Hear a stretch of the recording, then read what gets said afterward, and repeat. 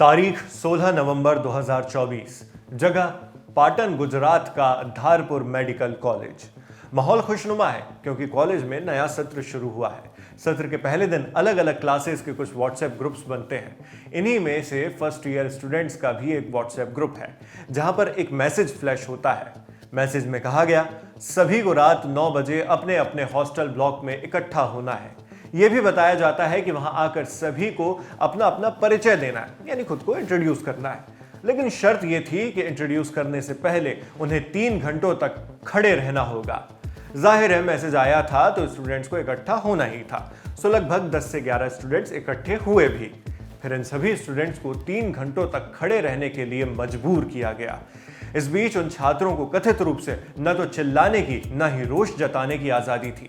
India today से जुड़े पत्रकार विपिन प्रजापति की रिपोर्ट के मुताबिक इन स्टूडेंट्स पर गाना गाने और नाचने के लिए भी दबाव बनाया गया। रिपोर्ट में दावा किया गया कि जूनियर्स को गंदी और अभद्र गालियां भी दी गई थीं। इन्हीं हालात को झेलते झेलते वहीं खड़ा 18 साल का अनिल बेहोश हो जाता है। आनन फानन में अनिल को धारपुर हॉस्पिटल के इमरजेंसी वार्ड में ले जाया गया। डॉक्टर्स ने उसका इलाज करने की खूब कोशिश की मगर देर हो चुकी थी। डॉक्टर्स ने अनिल नटवर भाई मेथानिया को मृत घोषित कर दिया। अनिल गुजरात के सुरेंद्र नगर जिले का रहने वाला था। उसकी मौत की खबर सुरेंद्र नगर के जेसड़ा गांव तक पहुंची क्योंकि यहीं उसका घर है। इसके बाद पुलिस में एफआईआर करवाई गई। इस केस से जुड़े 15 सीनियर्स के खिलाफ गैर इरादतन हत्या का मामला दर्ज किया जा चुका है। घटना के बारे में धारपुर मेडिकल कॉलेज के डीन हार्दिक शाह ने क्या बताया, सुनिए। शनिवार रात को एक स्टूडेंट हमारे हॉस्टल में एक सडनली कोलैप्स हो गया और उसको फिर बच्चे हॉस्पिटल में लेके गए और उसको रिवाइव करने का ट्राई किया बट वो रिवाइव नहीं हो सका। हमें फिर रात को so we reported to as an accidental death. तो हमने within half an hour police को इन्फॉर्म कर दिया कि भाई हमारे हॉस्टल में एक ऐसा एक्सीडेंट डेथ हुआ है। और हमें जब पता चला तो बच्चे को पता चला तो वो 2-3 घंटे से वो इंट्रोडक्शन के लिए मिले थे सीनियर से और वो बातें कर रहे थे और सडनली दैट स्टूडेंट कोलैप्स्ड। तो आत्महत्या जैसा नहीं है। और दूसरा है कि जब हमें पता चला तो वी थॉट के एक रैगिंग जैसी कुछ घटना हुई है कि नहीं। We just wanted to inquire. रात को पहले हमने वो स्टूडेंट के पेरेंट्स से उसको बुला लिया। वो लगभग 2:30-3 बजे तक आ गए। वो आउटसाइड ऑफ पाटन रहते थे तो मतलब वो आके फिर उनको समझाया कि भाई बच्चे का डेथ ऐसे हुआ है। And we took them into the confidence कि भाई स्टूडेंट को और उनको भी इंटरेक्शन करवा लिया। और जो स्टूडेंट्स थे जिनको ये लगा कि भाई हमें थोड़ा रैगिंग जैसा लग रहा है तो उन्होंने they launched formal complain. And based on that complain हमें फिर एक इंक्वायरी, हमारी एक एंटी रैगिंग कमेटी होती है, उसका रिपोर्ट हमने we started meeting next day 9 AM। और फिर जो 27 स्टूडेंट्स है टोटल, जिसमें 16 अक्यूज्ड है और 11 विक्टिम थे, उनके सब स्टेटमेंट लिए। स्टेटमेंट लेने के बाद कमेटी ने रात को रिपोर्ट बना दिया और रिपोर्ट बनाने के बाद we authorise a person from the college administrative side to file the formal FIR. We had been informing police from the moment we came to know that it's an unwarranted death. And दूसरा जो parents थे student के, वो students they were like हाँ sir आपने जो किया है वो सही करोगे। They took we got the postmortem done at the Patan civil hospital and Patan civil से वो अपने कल 11 बजे के करीब वो बॉडी को लेके अपने नेटिव चले गए। यानी डीन के मुताबिक इस मौत के बाद कुछ पीड़ित स्टूडेंट्स ने कॉलेज प्रशासन के पास रैगिंग की फॉर्मल कंप्लेंट दर्ज कराई, जिस पर एक्शन लेते हुए कॉलेज की एंटी रैगिंग कमेटी ने घटना की जांच की। जांच के बाद रिपोर्ट सौंपी गई जिसमें कुल 27 स्टूडेंट्स का स्टेटमेंट लिया गया है। इसमें 16 आरोपी सीनियर हैं और 11 पीड़ित फ्रेशर हैं।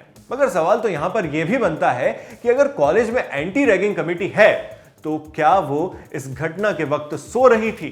इस कमेटी को यह नहीं पता चला कि व्हाट्सएप ग्रुप बनाकर बराबर मैसेज भेजकर पूरी अनाउंसमेंट के साथ आयोजित तरीके से उनकी नाक के नीचे उन्हीं के कॉलेज में रैगिंग हो रही है।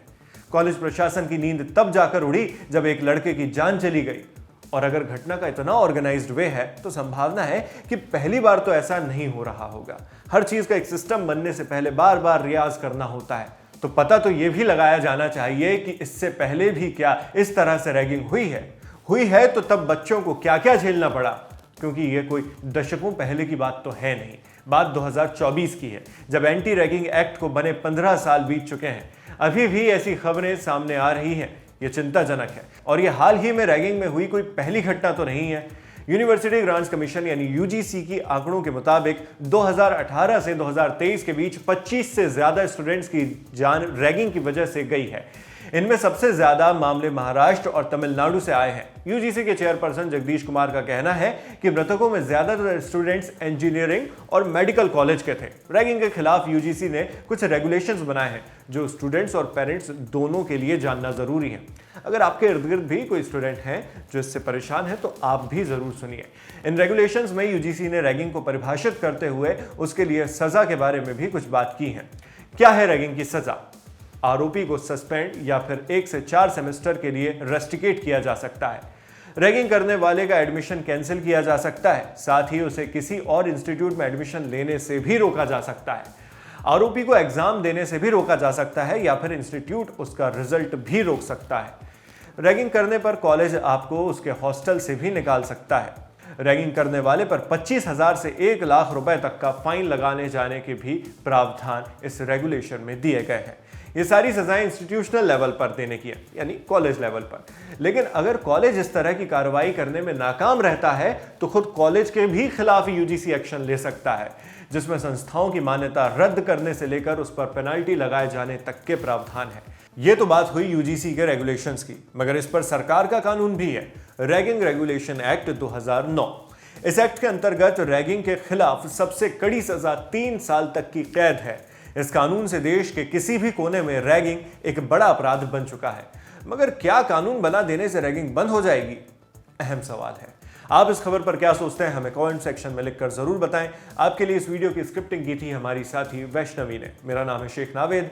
आप देखते रहिए दी ललन टॉप। शुक्रिया। 499 रुपए में क्या ही मिलता है? पॉपकॉर्न का एक डब्बा मिलता है, एक कहानी पूरी सुनते हो और सब सफाचट हो जाता है। लेकिन अब बारी है कितनी ही कहानियां सुनने की। मम्मी को आप पसंद क्यों नहीं हैं, बताएंगी सुनंदा शर्मा। मम्मी कैसी हैं, पूछेंगे महीप सिंह। कहाँ गाड़े थे, विधायक जी आके खुद बताएंगे रामाधीर सिंह यानी कि तिग्मांशु धूलिया। तापसी पन्नू आएंगी और बताएंगी ओटीटी पर साम्राज्य कैसे कायम किया जाता है। और तमन्ना की तमन्नाओं की भी तो खबर सुननी है। फिर मुन्ना भैया भी चले आ रहे हैं पूरा कारवां लेकर, और जो मुन्ना भैया बचे वो आ रहे हैं स्टैंड अप कॉमेडियन, एक और नाम है गौरव कपूर। पर इन सब से इतर है एक बहुत बड़ा सवाल जिस पर पूरे ब्रह्मांड में मंथन चल रहा है कि ब्राउन रंग किसने लिखा है। जानने के लिए बादशाह रैपर से आपको खुद सवाल पूछना पड़ेगा, काहे से कि वो भी आ रहे हैं। इतने सारे सितारे आ रहे हैं, सब नहीं बता पाएंगे क्योंकि ये लल्लन टॉप अड्डा का प्लान है। कोई पेपर तो है नहीं जो लीक हो जाए। 499 रुपए का टिकट है, 3 दिन की भरपूर मौज है। तारीख जल्दी से कैलेंडर पे कट्टम जीरो करके बना लीजिए। 22, 23 और 24 नवंबर। जगह है दिल्ली का नेशनल स्टेडियम, मेजर ध्यानचंद यानी दद्दा के नाम पर बना हुआ नेशनल स्टेडियम। और ये टिकट मिलेगा कहाँ? फटाक से जाइए thelalantop.com की वेबसाइट पर, उसके माथे पे चमचमाता हुआ बैनर दिखेगा, ठोक दीजिएगा क्लिक, भर दीजिएगा डिटेल, मिल जाएगा आपको अपना टिकट।